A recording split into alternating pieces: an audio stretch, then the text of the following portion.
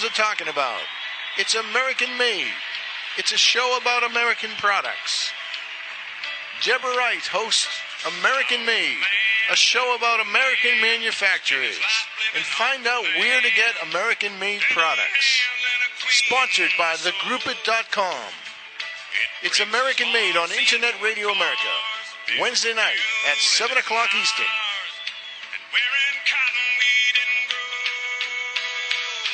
You're listening to Internet Radio America, the radio revolution.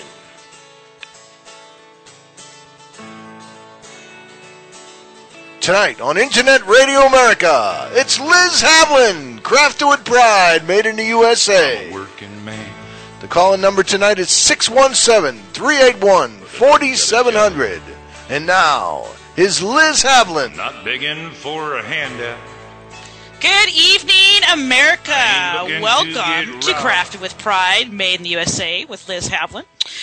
If you missed me last week, that's because I wasn't on. I was having technical difficulties. So if you missed me, then fantastic. Look, I'm here this week. I'm glad that you're listening. The Made in the USA movement is definitely a bunch of us that need to support each other. And so our today's show, it's Monday, April 30th, 2012. And we have, we're going to be talking about 4 days for America. Frank? Absolutely. 4 days for America. So, yep. So you're going to talk about 4 days for America, and I'm going to talk about Liberty Denim and my quest to save one of the USA's last denim mills. And then we have our good friend Mark Reasbeck, CEO of USAonly.us, an online Made in the USA small business directory. Fantastic stories. And then we have a celebrity. We have one of the leaders in the Made in the USA movement, and that would be Mr. Todd LipsComb from MadeInUSAForever.com. Great guy. He's definitely, he wrote a book, and we've all read his book, and we're just excited to have him on because he is truly a pioneer in getting Made in the USA out there, and he's done it with his own, just like all of us, with our own blood, sweat, glory, and money. And then, of course, last but not least, we have Josh Miller, and Josh Miller is on a Made in the USA journey, and you can see his website at USA30days.com. So, Frank, 4 days for America, and people need to remember, 4 days for America, it's the number 4, right? So it's the number 4 days for America.com.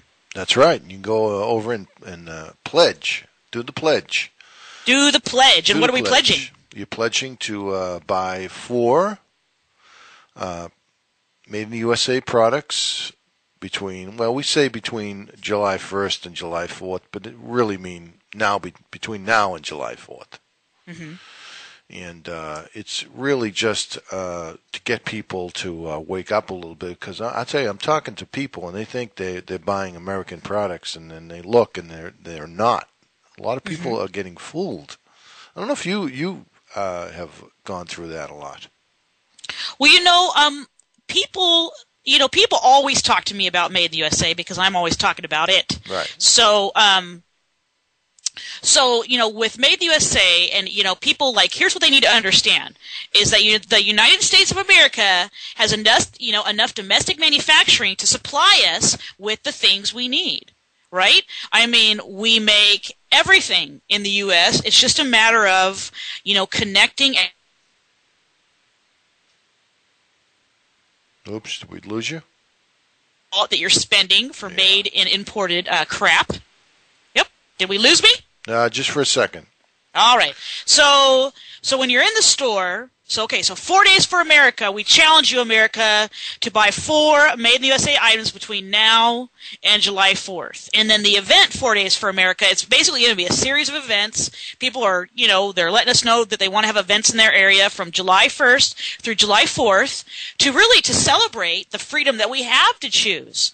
I mean, what other country can you go into stores and find something from every other country in there? And we're like, that's no big deal. I mean, in most countries they have what? They have it's like, here's a market, and they're like, oh, look, they sell pots. Oh, look, they sell rice. Oh, look, they sell vegetables. We can go into any store. We can go into 7-Eleven and buy a banana. I mean, we can. from some other country. It's just fantastic. Anyways, well, the beautiful part of 4 Days for America, I tell you, I'm talking to people like today, and we are. I think we're going to have some great deals also for the people around America. When they buy the 4 products, that we can get discounts on a lot of items, and in some cases, and we're going to be making some announcements, some free items, some contest items. We're going to make it fun, too. We want to make it fun. This is a fun thing. This could be the best birthday present we've ever given our country. Maybe even the only one. It is fun. It's really fun to have a job. I think it's fun to have money. Like, you have money, and you're buying stuff already. So when you're buying stuff you're going to buy already, like if you're going to buy what? Like a coffee mug, Frank? What, you like turn it over? It's so hard. Just turn it over and see where it's made. Yeah. Mm-hmm. Hey, a friend of mine, I was talking to a friend of mine the other day, and he says that Bill O'Reilly was on, he has his own, he goes through a lot of merchandise, shirts and things like that. Excuse me. And he says that he has to buy it all from overseas because he can't get it here. He can't get it here, and that's bullshit. So I wrote that little sorry ass guy a little note today. Look here, Bill O'Reilly. Set him straight. You damn right. He dares not contact me. I hope he does, but Well, and that's the thing, is that people are America is so fat and lazy. I mean, we just, we did this to ourselves. We ate, drank, and bought $10 jeans at Walmart our lives away. And then we're like, what happened? Well, here's what happened, is that we insisted that people bring us 4 T-shirts in a package for $4.99. We did that. We wanted that because we're like, oh, it's cheaper.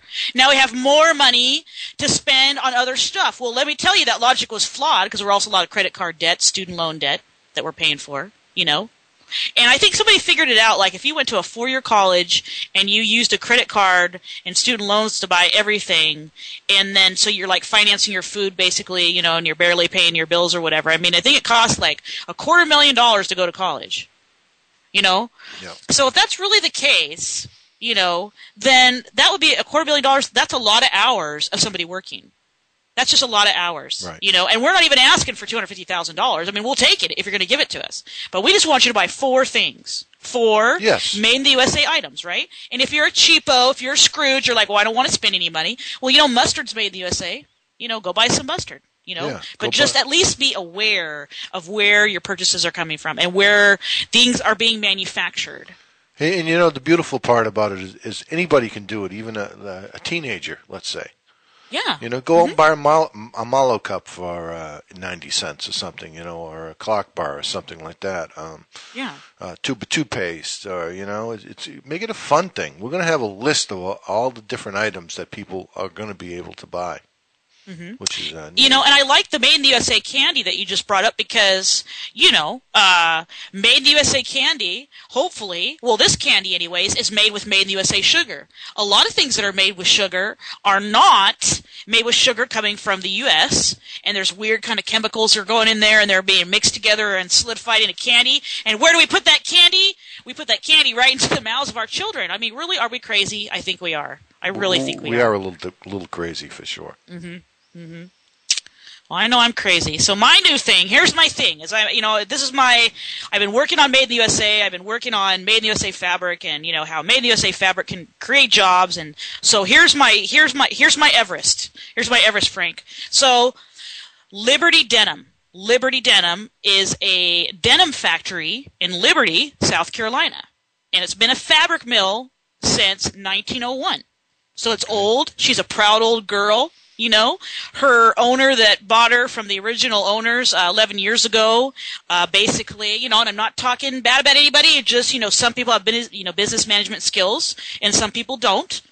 Some people, they really don't understand like the textile business, which is why I educated myself first. But anyhow, so Liberty Denim is basically up for sale because it's in bankruptcy.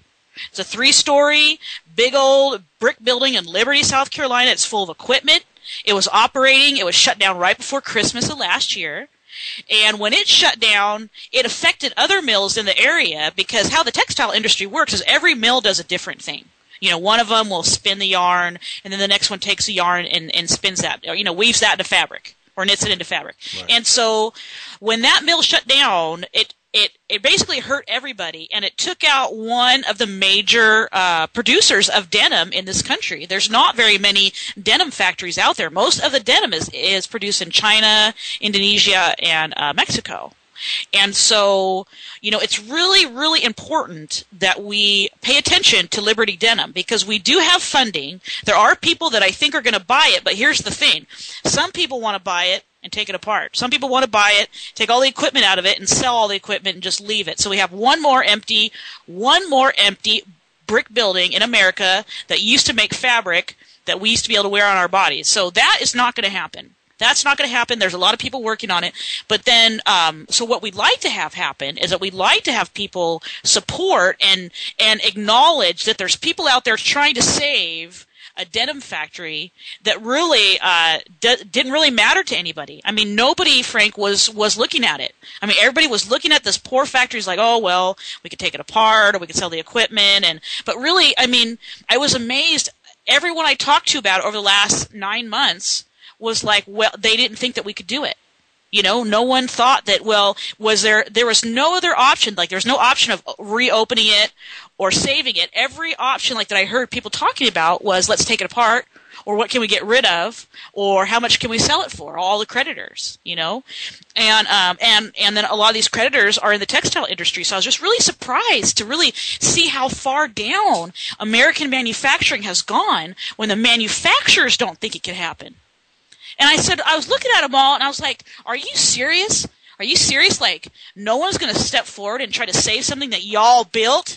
All y'all built this. You guys built the textile industry, all these guys, and now you're looking at me like that brick building, that 3-story brick building didn't build itself.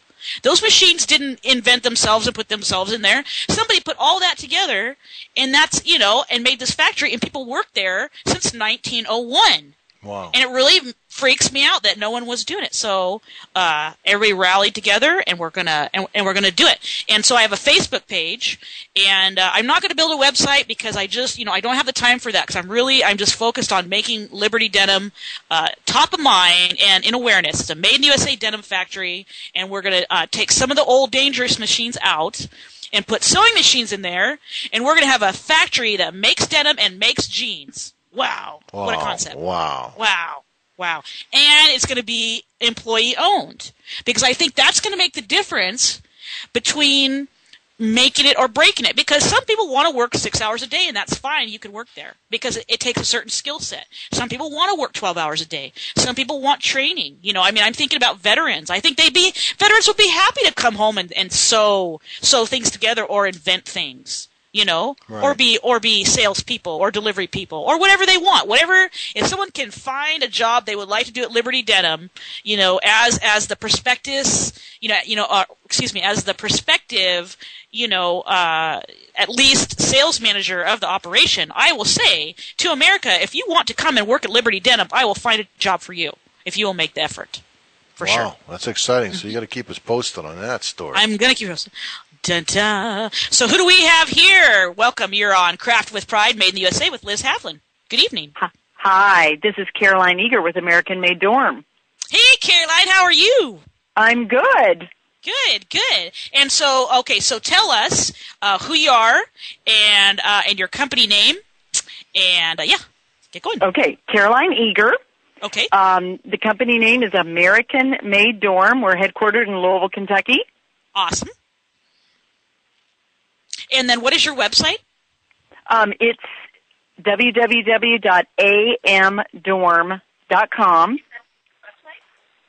Perfect. And then also joining us is our friend and compadre, Mark Reasbeck, the CEO of USAonly.us, and I believe you two know each other. Yes, we do. Mm-hmm. Good evening, Carolyn. You jumped ahead of me. I was supposed to go on first and introduce you, but that's all right. You're already there. Well, you're welcome to do that. I like a woman who takes charge. Anyway, Carolyn's on my website, usaonly.us. In fact, we put her on the featured product on the homepage today, and somewhere she got a referral to my website, and we had a conversation, and I thought she had some unique ideas about getting American-made textiles and things to the college dorms, and this lady's all over the country promoting this, and I thought she'd be a good guest, and because she moves around so much, she couldn't do it last week, so that's how we got up to date right now. Oh, Go ahead, awesome. Carol. All right, so Carol, so tell me this. So then, American Dorm, and what was the catalyst that like started you on the Made in the USA path? Okay. A year ago, February, I saw the ABC special on Diane Sawyer's on Made in America, and my husband and I were watching it. It really caught my eye, and I got interested in the potential for regrowth of jobs in our country. My background is in marketing research, and so I'm someone who likes to dive right into learning, researching, reading, and so I did. And I learned a lot about what's happened in the United States and the loss of jobs that we've had to China in recent years. And I read some statistic, the Bureau of Labor said that the textile industry was one of 3 occupations that would lose jobs the fastest between now and 2018. So anyway, in summary, read a lot, started to get kind of emotionally invested. We spend our summers in North Carolina in the mountains, so very familiar with the importance of the textile industry in North Carolina, and have also just been very aware of how North Carolina has been affected by the outsourcing of businesses overseas. And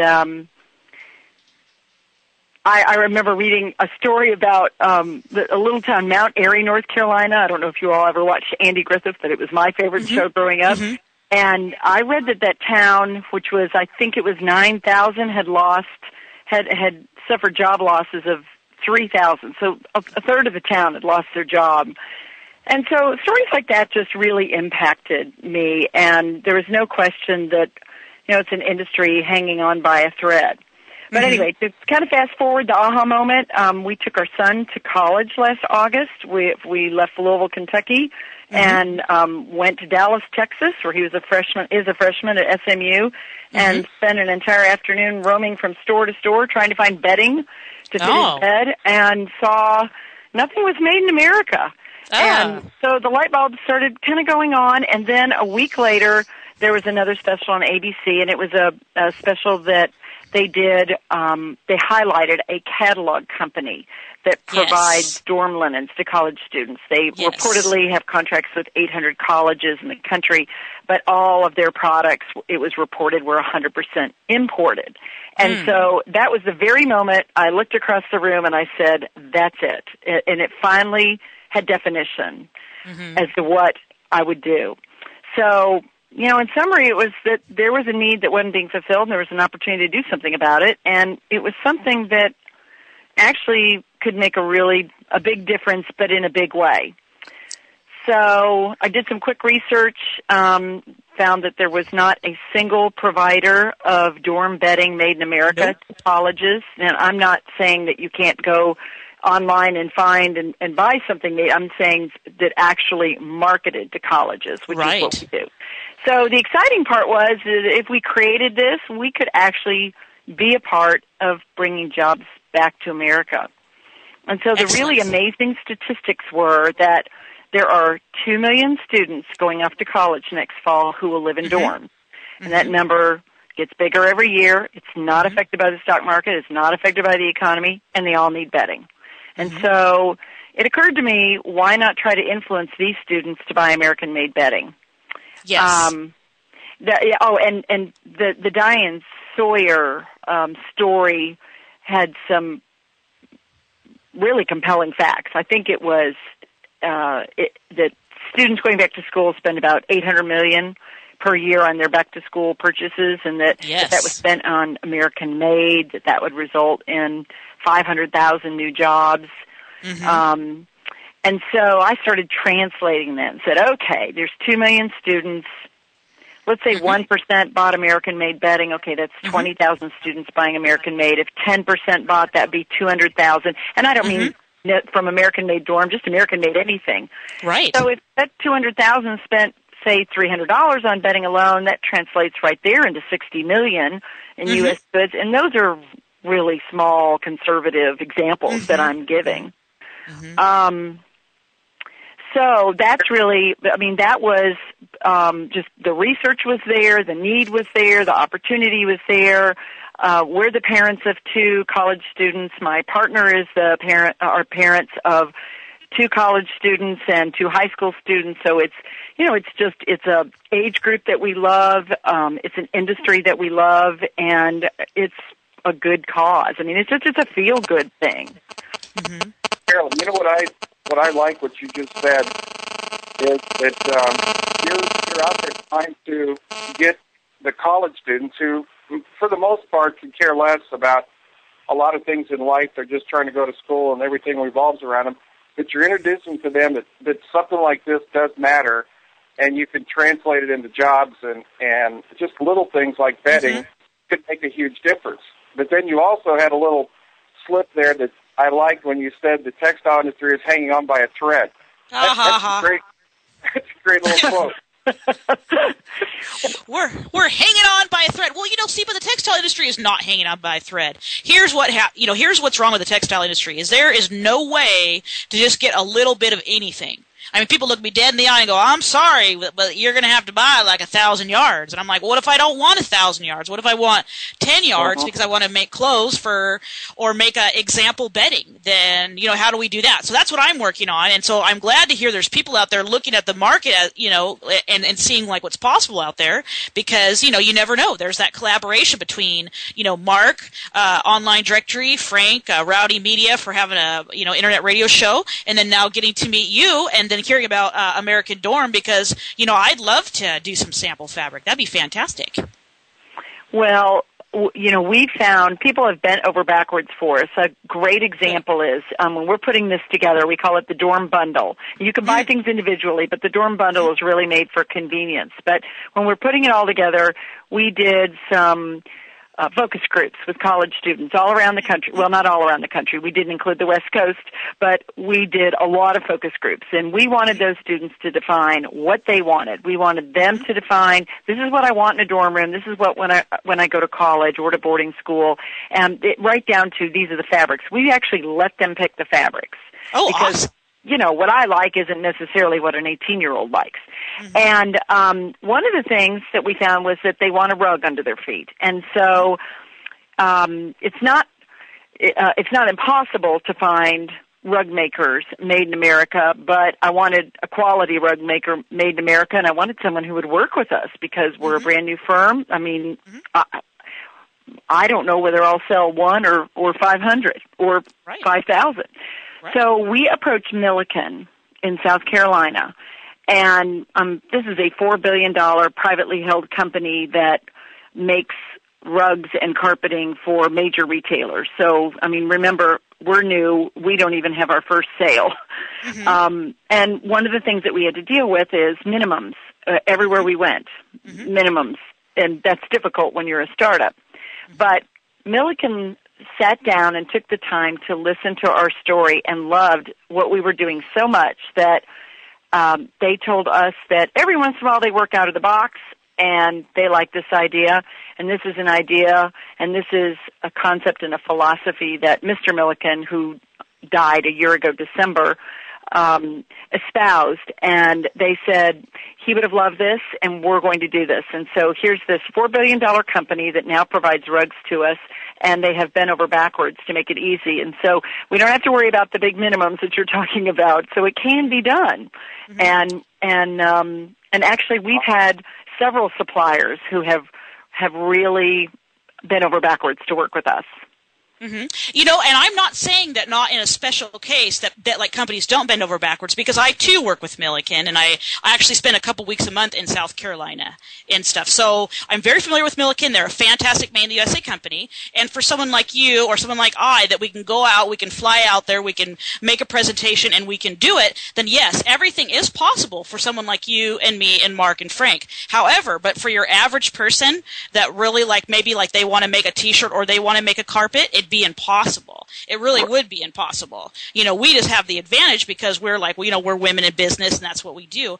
And so yes, Milliken is a fantastic company. They actually did our carpets for we do Made in the USA fashion shows, and so we had Milliken carpet. It was really fun. It was great, and then and they provide all or a lot of the fabrics for our fashion shows. So there's really a fantastic company. Yeah, they're a great company. So, all right, well, you know what? We're gonna Mark is gonna go on next with his segment. Who would have thunk? And so, Carol, I'm just so glad that you joined us. And then, hopefully, you know, if you could please come on again, and let's really talk about the women in business aspect. A lot of women are out there listening, and to actually hear you describe actually what you did, your steps. If we could do that in the future, that would be fantastic, because they would be very, very interested. Okay. All right. Well, thank you very much. Well, thank you very much. Thanks for coming on with us. Okay. Thanks so much. All right. Good evening. All right. Good night. Bye-bye. All right. Now we have Mark Reasbeck, was CEO of USA. Hey, Mark, am I fluctuating? I just keep hearing a feedback. Am I fluctuating, or am I good? A couple times you kind of gurgled out, and Frank in the beginning thought you disappeared, but I don't know where it is. Yeah, I don't know where. I don't know where it is either. So, all right. Well, so Mark Reasbeck. I got a few minutes left in this segment, and I'm always looking for news stories to post on usaonly.us that relate to the economy, and I found one that is just awesome. And you guys, or Frank, you may know about this company because it's up in your neck of the woods, but there is a oil refining company who will only refine a North American crude. It has to come out of America, United States or Canada. Then they will not refine Middle East oil. Oh. And they have stations in Pennsylvania, Ohio, and back there in New York as well. So I don't know if they're back in the Massachusetts area, but they're in that little corridor, and it's called United Refining Company, and they go under several different names called Quickfill, Country Fair, and Keystone Brand. Mm-hmm. And I just think that is awesome. And they're running with gasoline made in America, and kind of thumbing their nose at Chavez and the Middle East, and said, we can do this. And they're a regional, not huge like Shell or anything like that, but they're a regional refining company, and they figured out how to do it. Mm-hmm. So I think we ought to support companies like that. I tried to get hold of a marketing person today, and she was out, so it's possible I'm going to have a refining company on my website. That would be fantastic. Yeah. And then hey, Frank and Mark and I talked about doing so we'll have a Monday and Wednesday and then a Friday Made in the USA show as well. And Mark can start that in a few weeks when he gets done with his travels. So I'm excited because the Made in the USA movement overall is really starting to grow. Mark, have you seen more businesses sign up on usaonly.us? Yes. The who would have thunk part came in kind of, when was it, today or yesterday? Yesterday. Mm-hmm. It's a guy in the Houston area, and when it came in, he found me on a Google search, and when it came in, unsolicited, I looked at it, and I went to his website, and I'm going, oh my gosh, who would have thunk that somebody would be making these again? And you know what it is? Mm-mm. It's called Milton's Bells. He makes the old style gas station bells that when you run over the rubber line on the driveway, it goes to ding, and he's making those. And it's for whatever fast happened food to companies. those? What's that, Frank? Whatever happened to those? They turned it into video cameras, Frank. Yeah. Make sure Yeah, people no, don't. they turned into little boxes that go, I'm going to get your That's what they turned into. But anyway, it's tied into an alarm system. If you put one on your driveway, somebody comes across it, it warns you that somebody's there. But it's got the ding-ding, the old style gas station bell if you want it, and then there's some electronic things that go with it. But I want one.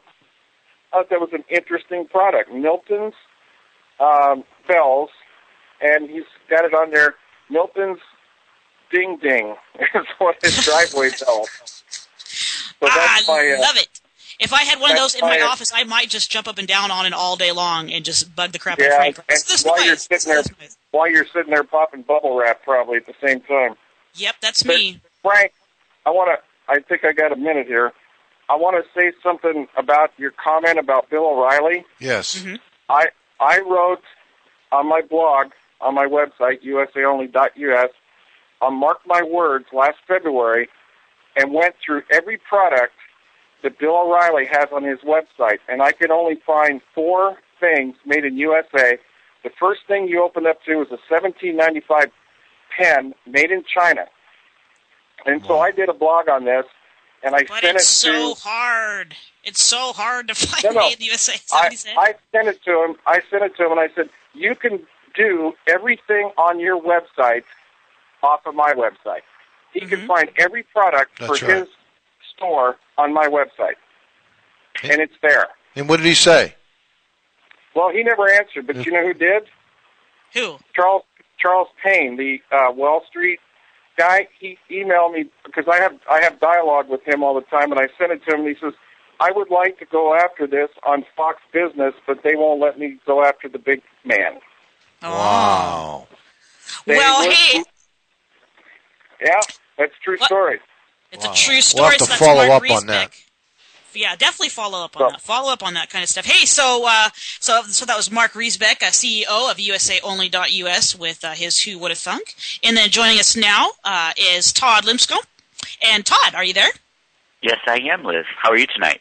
Good evening. So those of you who are just joining us on Craft with Pride, Made in the USA with Liz Havlin, and we got Frank, Mark, and Todd here, and the Made in the USA movement. So Todd, for those very few people out there that don't know who you are and what you're about, why don't you tell us? Well, Liz, I'm founder of MadeInUSAForever.com, resource for over 3,400 items now, all made in America. Wow. Over 550 suppliers, almost all of which are small family-owned businesses. And I'm author of Remade in the USA. Which is a fantastic book. And they can find people who want to read your book. And then, so what is your book about exactly? Tell us.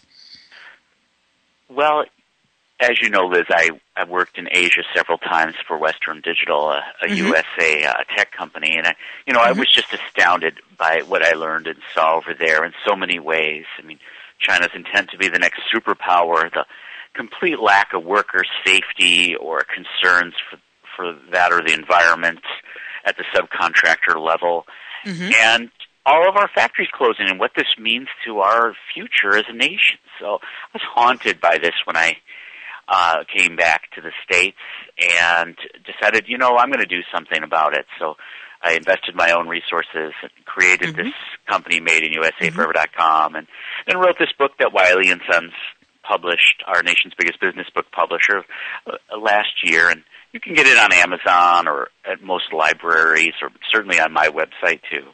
And so, Todd, what do you think? Okay, so you're the entrepreneur. You're the guy who goes out there and says, hey, there's a big hole out here, and I'm going to fill it.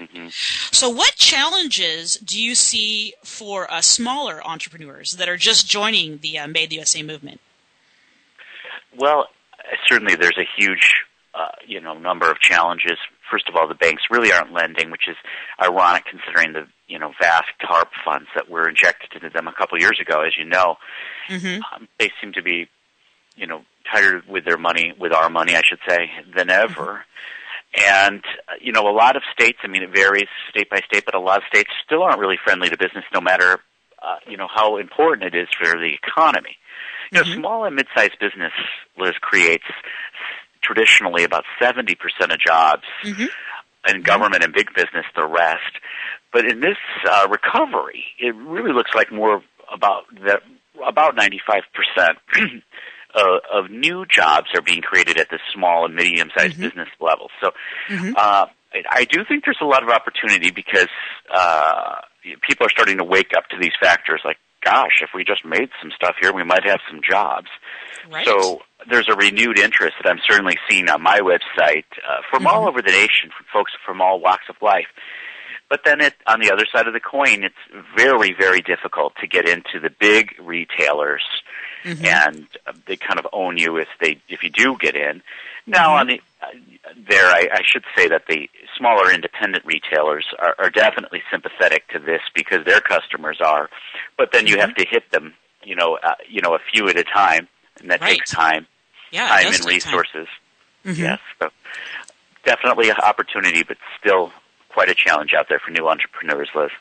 Yeah, so maybe they should stick regional. Like if you're thinking, okay, I want to join the Made in the USA movement, I want to get out there, I want to do something. So go out and look in your community, in your region, say, okay, what's in the surrounding 3 states? Like, wow, I make something out of wood. So, or just, I want to make this, or maybe someone, or even a service. Maybe you could be the one that goes around and sees what's made in your area, and then bring it to our attention. Tell us about it. Well, yeah, maybe a niche like that is a good one. A double niche, perhaps. Say, maybe finding something local and organic, or something like that. Yes. That people find exciting. And I do think folks should take advantage of the internet now. I mean, more and more people are using it. Certainly, as you know, every day. So you can sell locally and nationally, even internationally. Utilizing that too. So a basic website is very cheap to set up. Very. There's There's WordPress. I mean, there's so many things like now I feel like there's no excuse why you can't go and buy a domain name for $10 a year, and then WordPress is free, and there's free hosting out there, And what I'm really curious about, though, too, Todd, is like, so when you got started, I mean, like, so of course you're seeing an age and everything's terrible and it's haunting, and then, but what really, how did you know that what you were doing was actually going to make money? Well, I didn't really know, Liz. I mean, there's no such thing as certainty in life, frankly. Right. And anybody who tells you there is, either a fool or lying, I suppose. But I was rising at Western Digital. At that point, I was in charge of worldwide operating expenditures finance, about $180-something million a quarter. And yet I got married kind of late in life, and my first child was born. And I remember holding my daughter in my hands and looking in her eyes and, wondering, is she going to know the America that I knew growing up with, the sky was the limit, and and we didn't even lock our doors back then. No.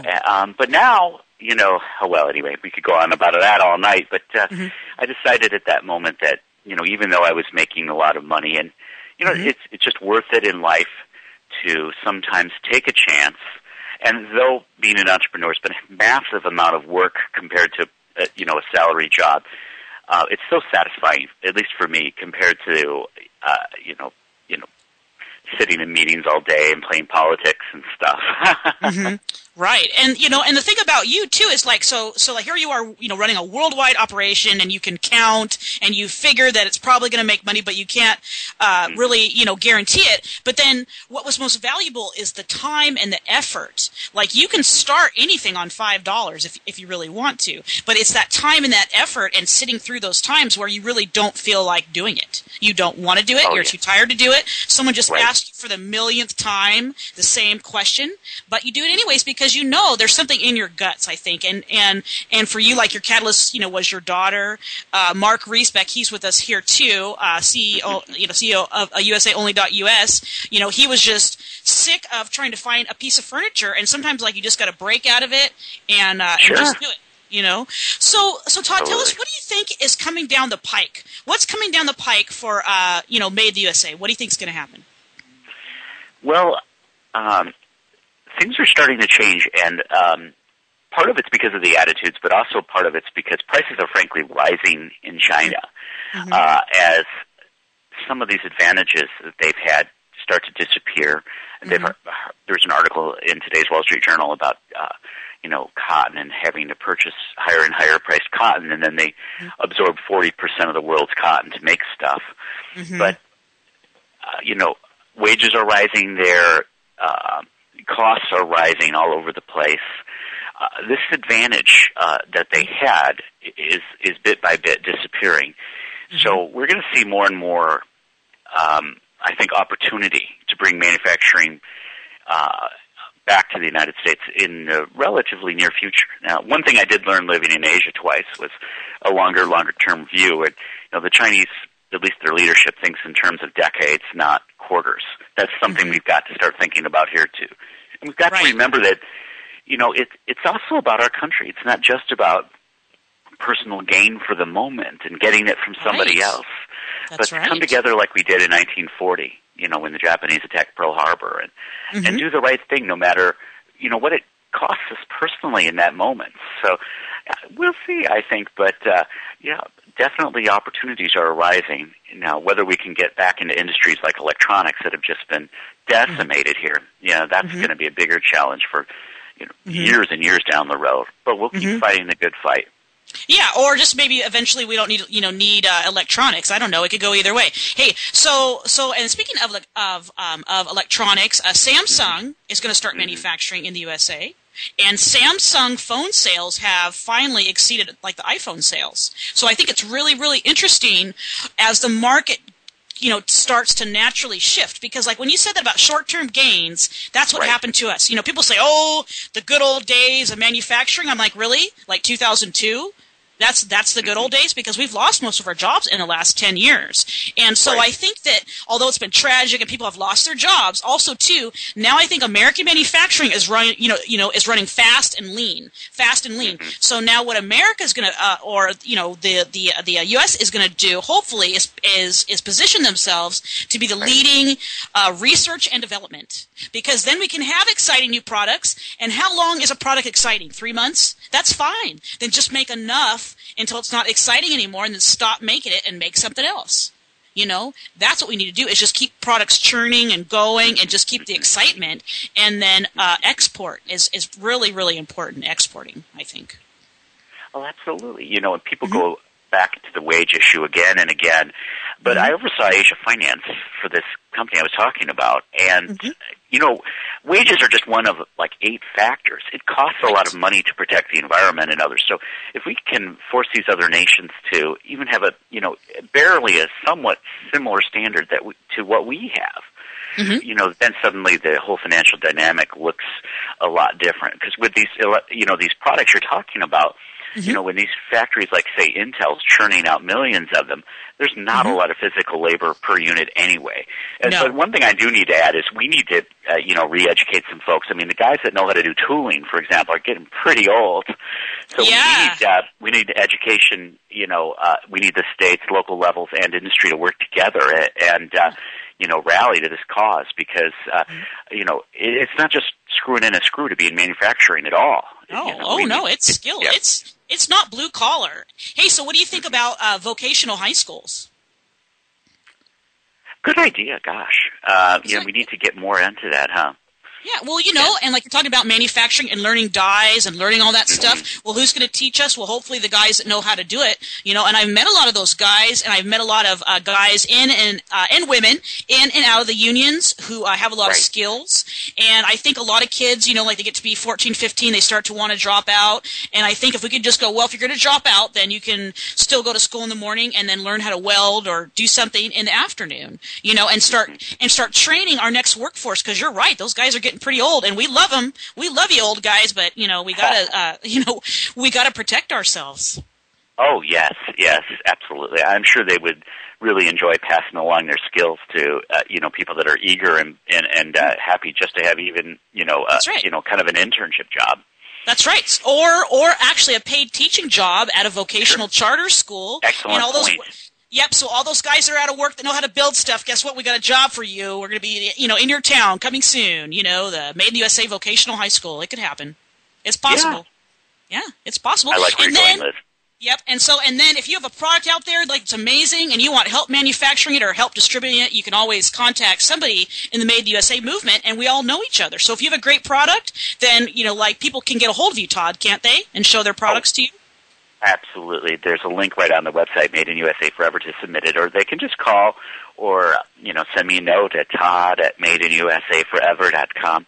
We're always looking for exciting new products, and, we're just going to keep growing and growing, which is really exciting. Right. So you're not going to give up. We're not going to, next year be here Made in USA Forever.com is gone. It's not going to be gone. It's not going anywhere. Okay, good. No, like I was talking about with the long-term views, I understood I was sentencing myself to at least a decade at this when I started it. And, I'm sure as long as, God keeps me going, it'll keep growing and expanding, and I can say thankfully we are, and I'm just glad to have folks like yourself out there also pushing it, Liz. Yep. Well, we're pushing it. We're pushing it. Made in the USA movement. If you want to join us, you can always join us on InternetRadioAmerica.com. You can join Todd at MadeInUSAForever.com. You can join Mark Reasbeck at USA only.us. And find out all about it. So thank you, Todd, for coming on this evening, and we'll have you on, in about a month, and you can update us on new and exciting things at MadeInUSAForever.com. Cool. Thanks, Liz. Thank you. All right, you're live on the air, Craft with Pride, Made in the USA, with with Liz Havlin, and I think we have a new caller. Who do we have? Josh Miller. What's going on, Liz? Josh Miller. So Josh Miller. On the eve. He's on the very eve of the big project. Yes, I'm not gonna lie. I'm getting a little bit on the nervous side, but it's exciting at the same time. Like I said, we're getting ready to travel the country for 30 days. Who are you? And what are you doing? My name is Josh Miller. I'm the creator of the Made in USA 30-day journey. We're going to travel the country, living off of products only made in the USA for 30 days. When we travel, we're going to hook up with businessmen, historians, politicians, economists to try to find out, what caused the rise and decline of USA-made goods. And, we're just going to try to get out there and find out if Made in USA means anything anymore to people. So I'm excited to get ready for the trip. I'm actually in D.C. now, right outside of D.C., and we're just trying to get things prepared. We're getting ready to have a production meeting after we get off here, just to get things together. But I'm excited. We're just going to kind of exciting! Yeah, we're going to kind of go with the flow and see what happens. The first couple of days will probably be kind of slow. We're just going to try to get ourselves oriented and kind of figure out how the typical flow of a day is going to go. On May 3rd, though, we get to go back to my hometown, so I'm kind of excited to do that. Where's your hometown? Well, we're going to go through Ravenswood, West Virginia. That's where I told you about the plant shutting down and what happened there. So we're going to go through there and then go to the capital of West Virginia, in Charleston, West Virginia, and do some interviews at the Capitol. So we're going to be anywhere and everywhere, L.A., Miami, Chicago. We're just going to try to, kind of spread ourselves all over the country and try to see what answers we can find. It's really exciting. I'm pumped up and nervous at the same time, but, it's here. You just got to go put one foot in front of the other and see what happens. That's right. Hey, so for those of us who haven't met Josh Miller, Josh, why don't you tell us, so what started you on your Made in the USA journey?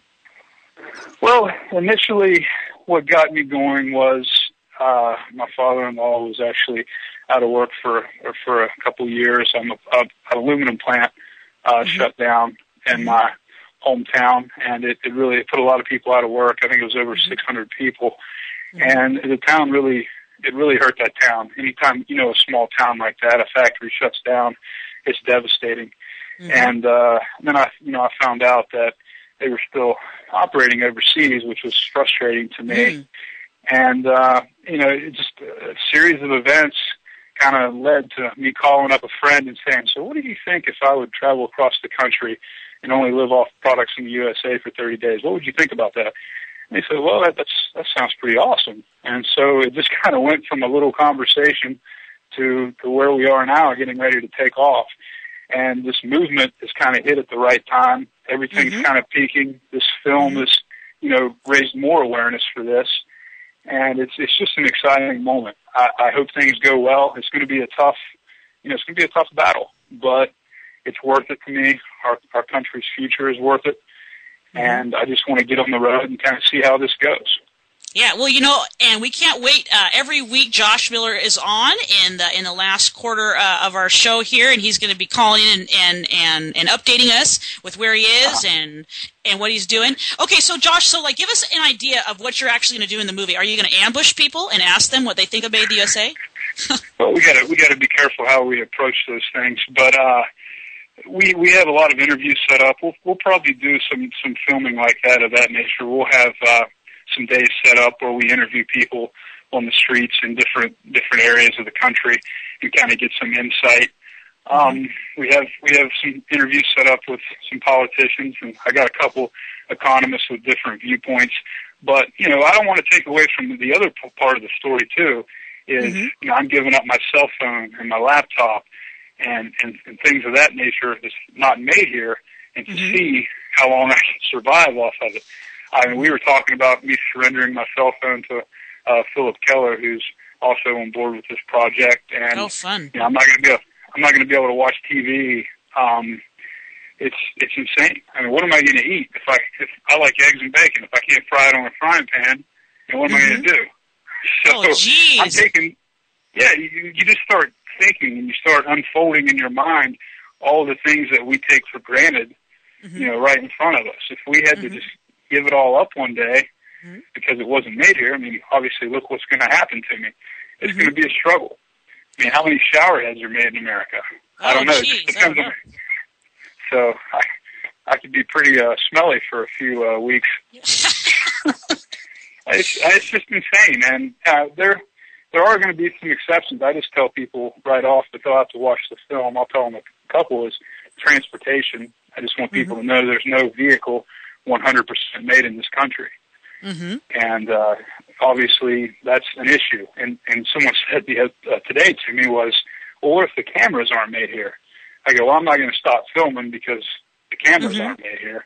So there's just a few things that we just have to accept so we can make this film. I think it's more important to push past that, make the film and talk about these topics than to just say, well, there's no cameras here, we're just going to stop this. We're not even going to do it. Well, it shouldn't be all or nothing. I mean, it's a movement towards, Made in the USA movement towards the ideal goal of at least manufacturing what makes sense in our country. Yeah. And it makes sense to make food here. It makes sense to make cars here, clothes. It makes sense to print here. I mean, it makes sense to just do a lot of things here. And it's not impossible. It's just harder than pushing a button and then it comes out the other end. It's harder than that, and that's too hard for most people. And realize I'm taking it to the extreme just to show people how reliant we are upon other countries. And I've said it many times. This isn't a film to say that we shouldn't trade with people. I mean, we've traded throughout history. That's just what we do. And that's not what I'm trying to get at. This is just a thought-provoking film that literally is going to make you, think about all these different scenarios. Say, man, I didn't even realize that. He can't even take a shower. So, and here's another question I've been meaning to ask you, and I've had this conversation on several occasions with people. I want your honest opinion. If Frank's on here, same deal. Okay. If there is a shirt that is manufactured here and the material is not from this country, do you consider that made in the USA? I consider that assembled in the USA. What do you think, Frank? Absolutely. Assembled was the word I was looking for. Okay. What do you think, Mark? And I mean, do we just say, hey, is Mark on there? Okay, sorry, Mark. I didn't mean to interrupt you. Mark's sleeping. Mark, wake up. Nope. Yep, he's sleeping. It's okay. So, and that's the thing is that there's a lot of things about fabric that we don't know, because a lot of our clothing is actually made in the USA fabric, and then it's shipped to Mexico and assembled and then shipped back. And that's what's really interesting about it. That's not so good. No, that's not so good. No, that's not good. I found that out. That's frustrating to me. It really is. It kind of boggles your mind. And that's one thing we're going to find out. Why do we do those things? we're going to talk about free trade and fair trade. I talked with Frank about this earlier today. There's going to be a lot of different topics we're going to discuss. You got to learn from your past and talk about the history of America too. And I've been searching, very hard for a World War II historian, because I think that is a very important piece of history. So I'm trying to find a World War II historian here in D.C. to discuss that with, because you have our industry sprung up, and we turned into our own war machine basically, during that time. And I just think that's an important piece of history. And especially the Made in America movement, because a lot of things were made here during that time. So there's going to be a multifaceted film. We're going to talk a little history. You're going to have a cool, point of view in terms of, can he live off American-made products? What's he successful at, and what does he fail at? And it's just, it's there saying, listen, we got to make things here. We got to turn things around and put our country on top again. I mean, we took a hit. We're still America. We're still the greatest country in the world in my mind. But, we need to keep pushing forward, because a strong America is a strong world to me. And it is.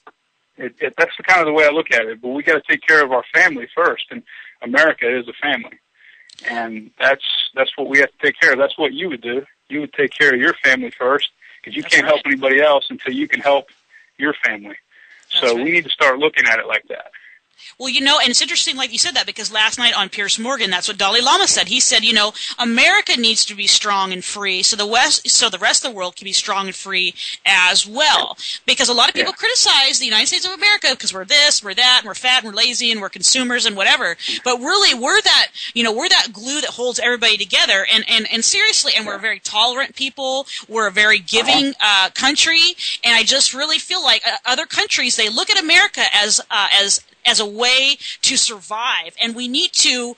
The best thing like we can do for other countries is to set a good example. So if we set a good example, then we can go to Mexico and set a good example and go, look, this is how you can take care of yourself, make your own clothes, take care of yourself, make jobs. Okay, India, this is what you need to do. You have fine silk, so everybody focus on what they're good at, and let's make it a world market again, like it used to be. Yeah, I mean, America is the beacon of hope in my mind. We basically set the stage for world events and how things happen. And I always told people that America, and this is kind of what I guess, let's see what time. Yeah, America is as strong. I lost my train of thought there. We can be as good or as bad as we want to be. That's what America is. We can be terrible or we can be great. It really is up to us, and it's up to the people to decide what route we want to take. Well, and and I think the beauty of this country, freedom. And and freedom is what you like you gave us a bunch of rope. A bunch of made in China rope, and we hung ourselves, Frank, because America has too many choices. We could choose anything, and we are just like that. We're like big babies sitting in a big diaper in our playpen going, well, I want it's not pink, I want pink, now I want a purple one, now I want this one and that one. Other kids in other countries are happy with one made out of wood that they found. So we just need to curb our enthusiasm for consumerism and start focusing on, when you purchase something, when you are either doing a good thing or a bad thing. So let's just separate it into good and bad. Okay, it's bad not to have a job. It's bad not to have enough money. It's bad to have that sick feeling in your stomach because you're waiting for the power to be turned off. It's bad not to be able to feed your kids. It's bad not to be able to buy good food for your family. Okay, what's good about it is we can grow our own food. We can make our own clothes. We can make our own jobs. We have people like Frank, who's having internetradioamerica.com, so people can listen to media-free, non-contaminated media. We have Mark, USAonly.us, who's gone out, goes out every day searching for Made in the USA businesses. You have Josh Miller, USA30days.com. He is making a movie about Made in the USA, and all these people are doing it for no money. For no money, people. Nobody's sending me any money. All I do is spend money, and that's all we've done. But we're not complaining about that. We're just saying, please support our efforts. And Liz, one other thing. Josh and I were talking today. He's kind of come to Boston because It's happening. It's happening up here, and we're gonna have a summit up here, right? Right, Josh? We're gonna get some. We talked about that today. I thought that would be awesome. We're gonna have some. Have a meeting of the minds. Yeah, we're gonna have. Go ahead. That's right, and we'll invite everybody, and then Liberty Denim. So back to Liberty Denim. So Josh is going to come, Frank, with his face paint on, and I'm going to get a bunch of guys, and we'll just paint their face as soldiers and stuff. I got a bunch of soldiers, and we're going to stand in that courtroom because Liberty Denim is not going down, Josh. It's not. When like you're talking about a battle, I'm fighting for Liberty Denim since 1901, and I'm not going to let it go, and they're not going to take it apart, and I don't care what I have to do, and I have a lot of people supporting me, and we just need to support each other, and I support everyone, and everyone supports me. It's fantastic, and there's really not another movement. I mean, people in the organic movement are not fighting for organic. The media told us organic is better for us, and they showed us some advertising, and now we buy it. That's what happened. We hold our future. We hold the key to our future, That's right. And that's the biggest message, is that no matter what we do, the end result is going to be totally up to us, and our decisions do matter, and the future of our country lies in our decisions. That's right. And so, Go ahead. And on that note, we're going to end our broadcast tonight. I just want to do a quick shout out to my friend Joseph Coy, and he is running for House of Representatives in District 44 in South Carolina, and you can see his website at josephcoy.district44.com. And this is a brand new politician. He's never run for office before, and he's a Made in the USA guy. He's responsible. He's opening up with Jamie Miller in Kershaw, South Carolina. They're opening up another Made in the USA store, and they're actually like the grand opening is tomorrow, May 1st. How about that? Awesome. Got a job. Awesome. All right, we gotta go, guys. Have a good night. Gotta go. Good evening. All right. Keep in touch. Craft with pride.